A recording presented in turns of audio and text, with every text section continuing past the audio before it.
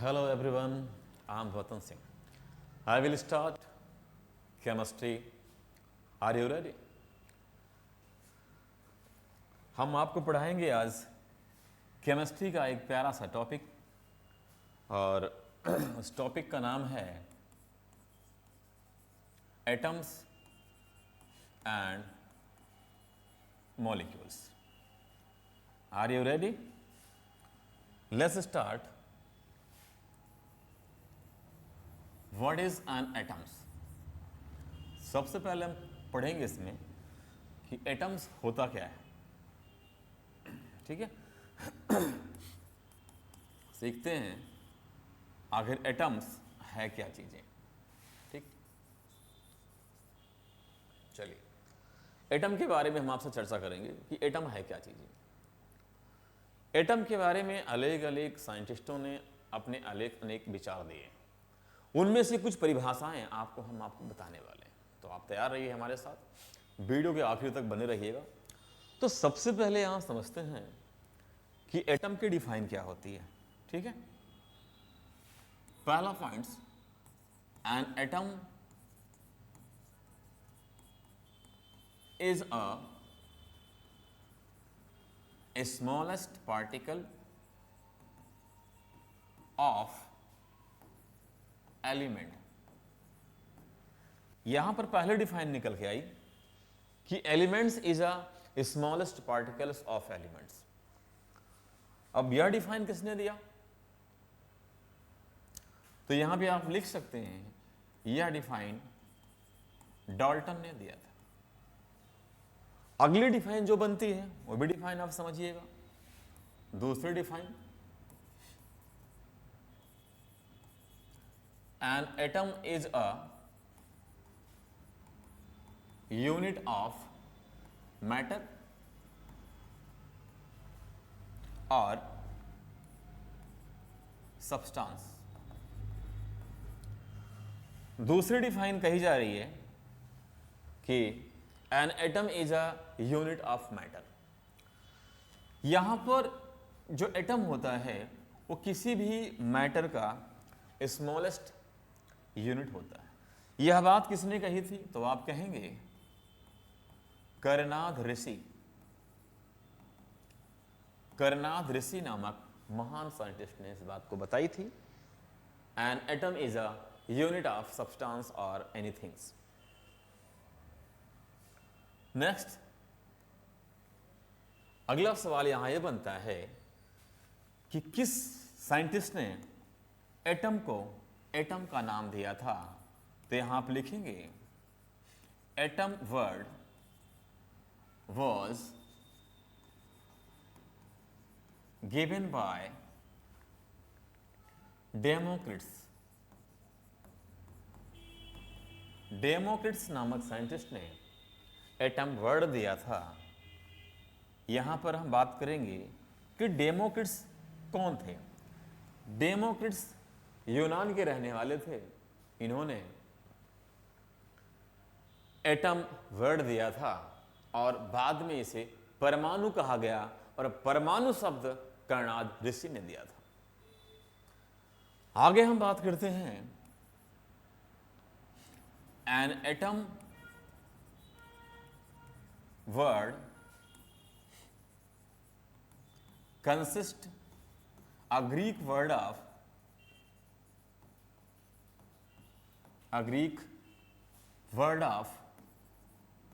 atomio. A Greek word of atomio. यहां पे अगली कहानी कही गई कि जो एटम होता है वह ग्रीक भाषा के एटामियो वर्ड से मिलकर बना हुआ है.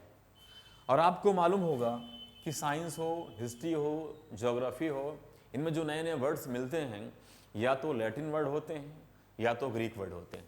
लैटिन वर्ड विदेशों में बोली जाती है और ग्रीक वर्ड यूनान की भाषा होती है.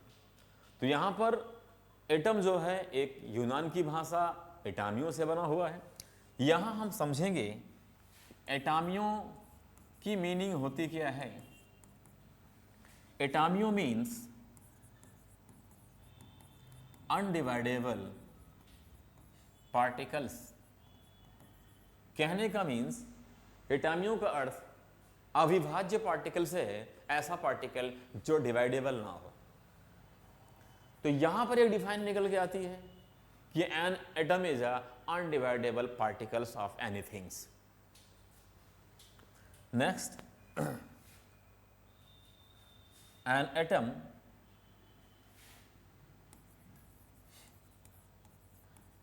atom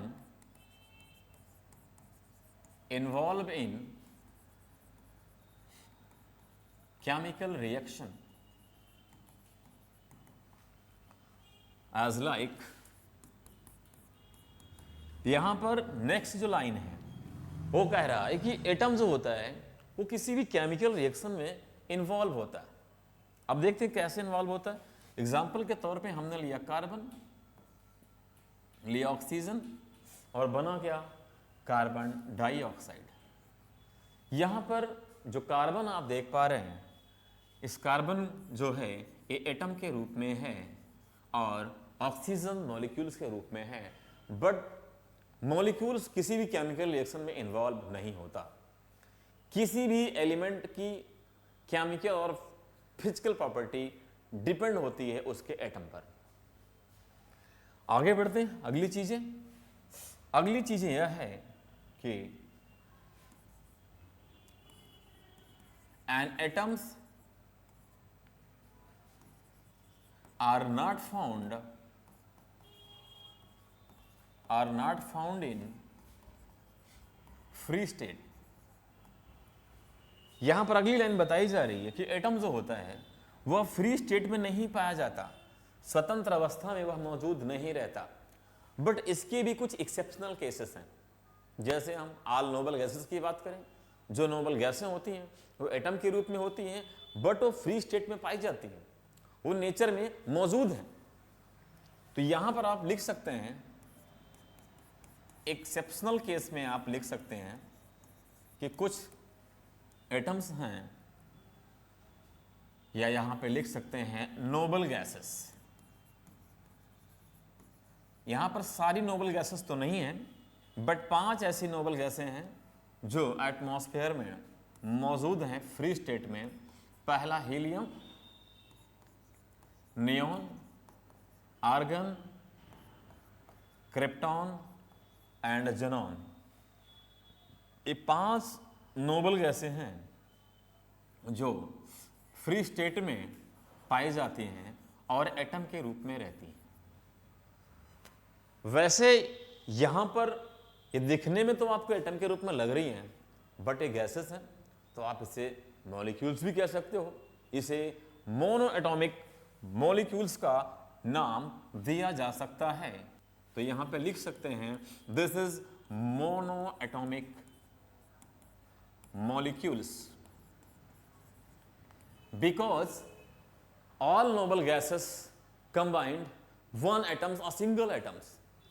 next, अगर मैं इसकी बात करता हूं, यहां पर हीलियम की बात करता हूं, इसका नाम अगर आप चाहें तो लिखना चाहें तो आप लिख सकते हैं कुछ इस तरीके से, जैसे कि He का मतलब हुआ हीलियम,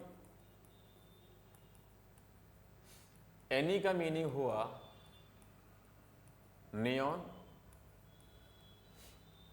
आर्गन,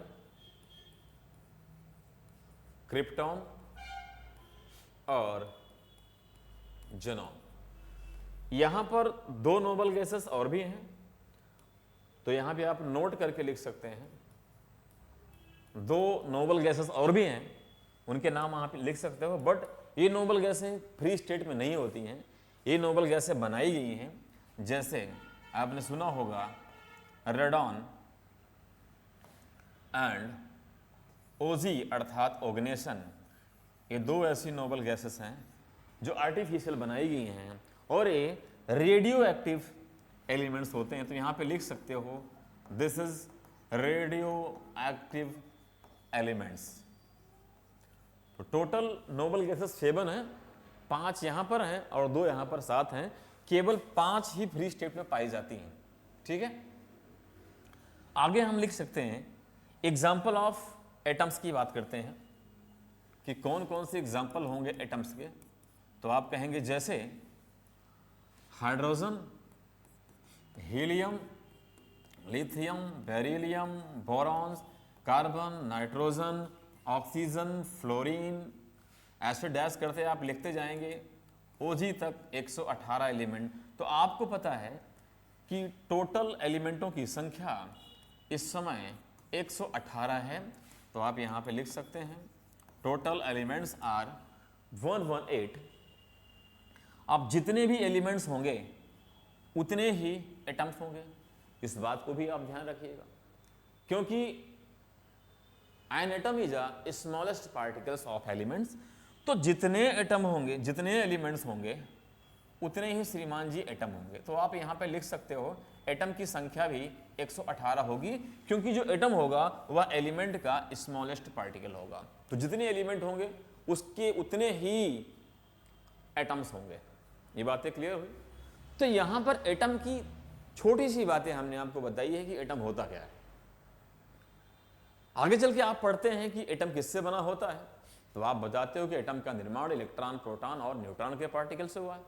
या आप ऐसा भी कहते हो कि atom consist main particles and सब पार्टिकल्स, जिसमें आप कहते हो कि एटम जो है वो मेन पार्टिकल, यहाँ मैं लिख भी दे रहा हूँ, आप थोड़ा सा इसको देख सकते हैं ना। तो बहुत सारे बच्चे पढ़ने वाले होंगे, वो समझेंगे कि इतनी बातें तो सर कम है, थोड़ी और बातें बता दी जाए तो ज़्यादा बेहतर है।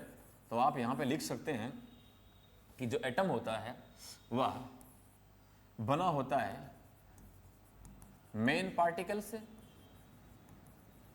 और सब पार्टिकल से। इन्हीं पार्टिकल से मिलके बना होता है।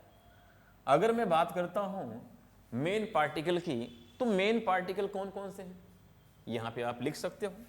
जैसे मेन पार्टिकल में आप पढ़ते हैं इलेक्ट्रॉन, प्रोटॉन एंड न्यूट्रॉन। इसमें आप पढ़ते हैं इलेक्ट्रॉन, प्रोटॉन एंड न्यूट्रॉन। वहीं पर सब पार्टिकल की बात करता हूं तो सब पार्टिकल में आप पढ़ते हैं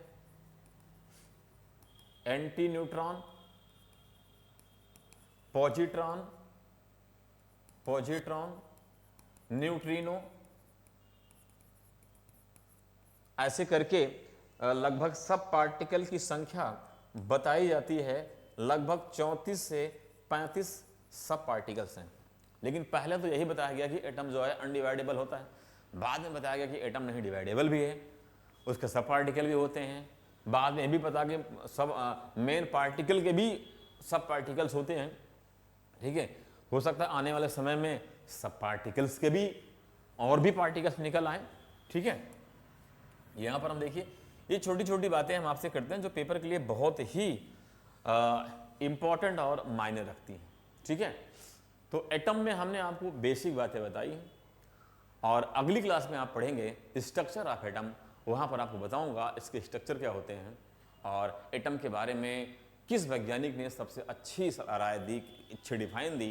ये सारी बातें हम चर्चा करेंगे अगली वीडियो में। तो आज के लिए इतना ही। सभी को बहुत बहुत धन्यवाद। नमस्कार।